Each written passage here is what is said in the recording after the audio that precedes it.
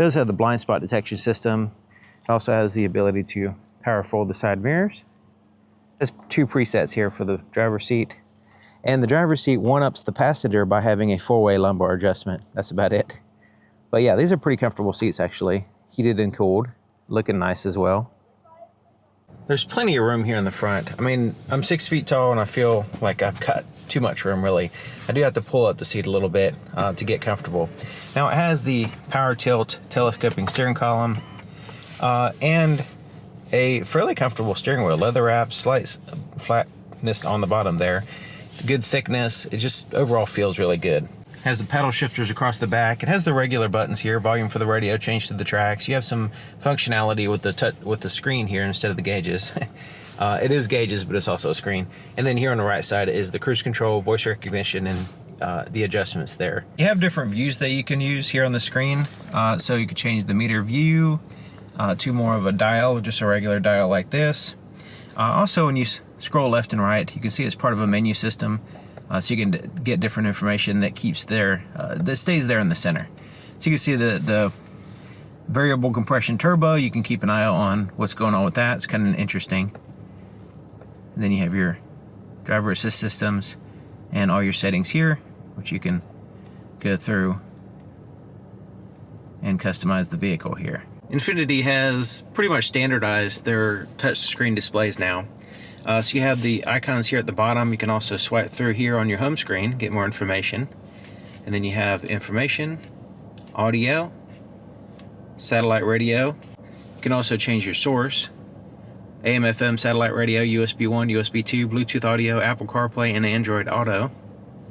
And then there's a separate button for these here. And then on the radio you have your presets and everything. So yeah, it's pretty straightforward as far as using this system. Look at the navigation map here.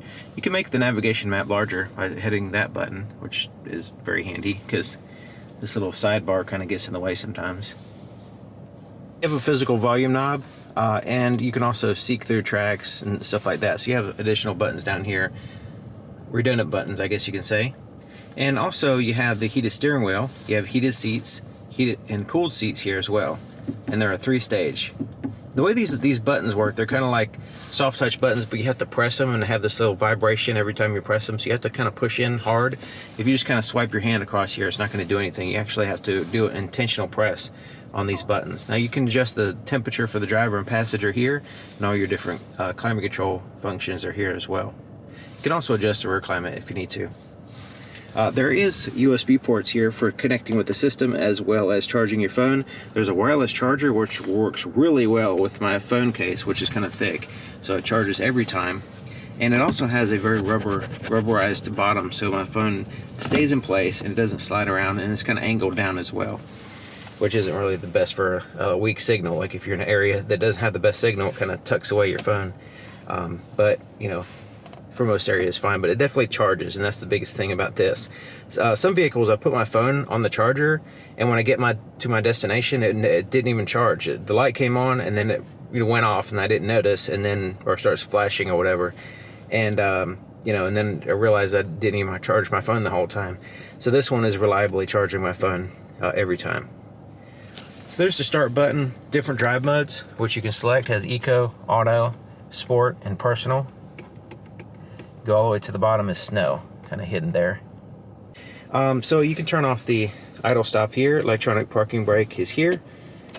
You engage it by lifting it up. It has a little light there and engages the rear wheels. You do have the auto hold function as well. To disengage this, you hold the brake and push down on it. The shifter is kind of interesting. So right now it's in park. You need to put it in park by pressing that button. But basically it's electronic shift by wire type system. And you can see here is reverse, neutral, drive.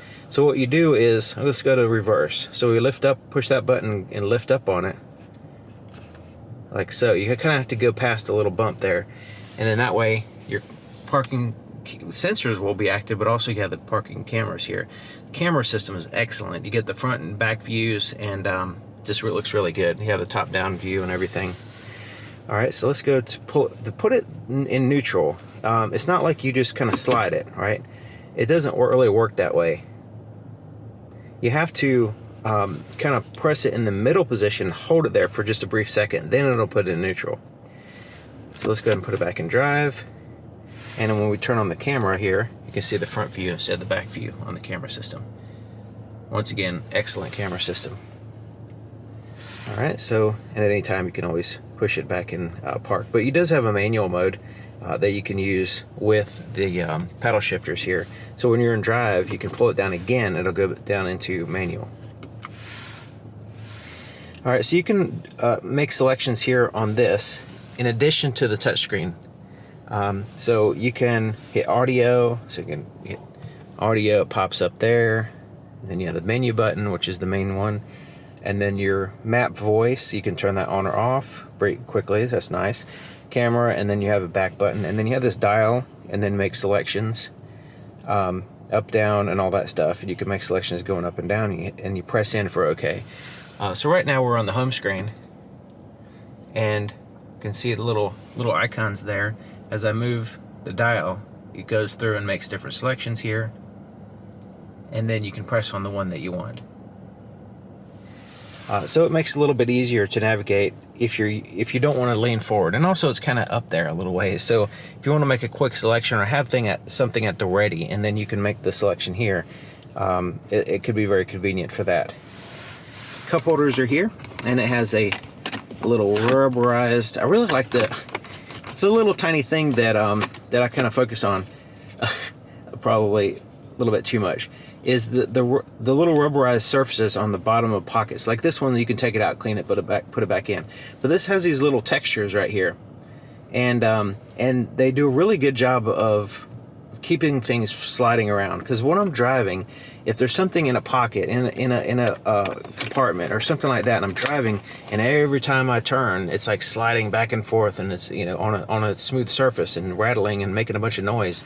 It's really annoying. I actually had a situation where I put my phone on the wireless charger, and it's sliding all over the place because the surface wasn't rubberized enough. So this one, is actually excellent as far as the rubberized texture. It's like really good, even in the doors and the pockets here and the cell phone charger.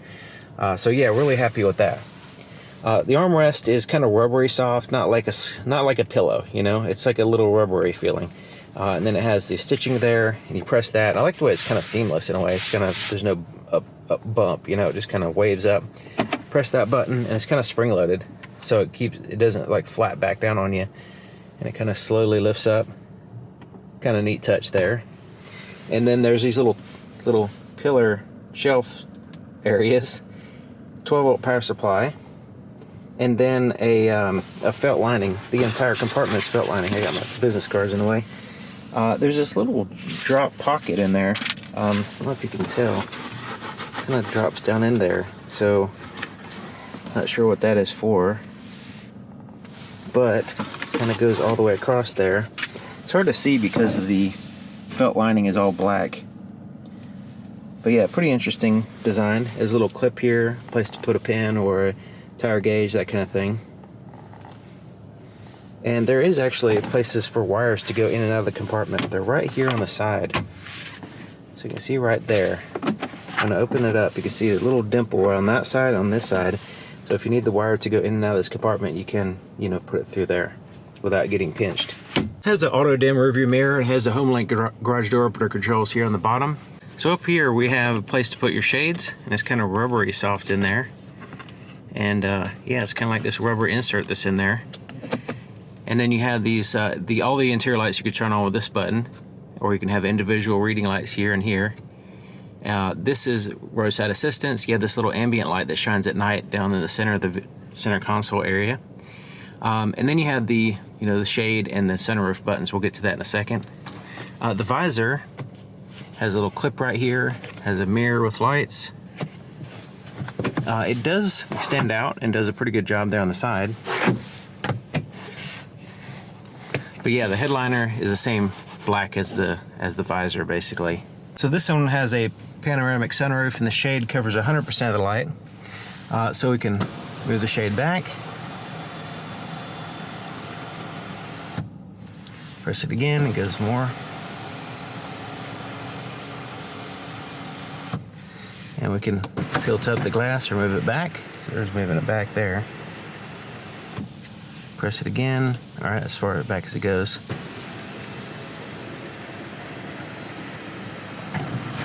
All right, let's tilt it up, pressing it in. Press it in again, or move it forward, that's how you close it. Now we can close the shade. So it has a separate button for the shade. Press it again to go all the way forward.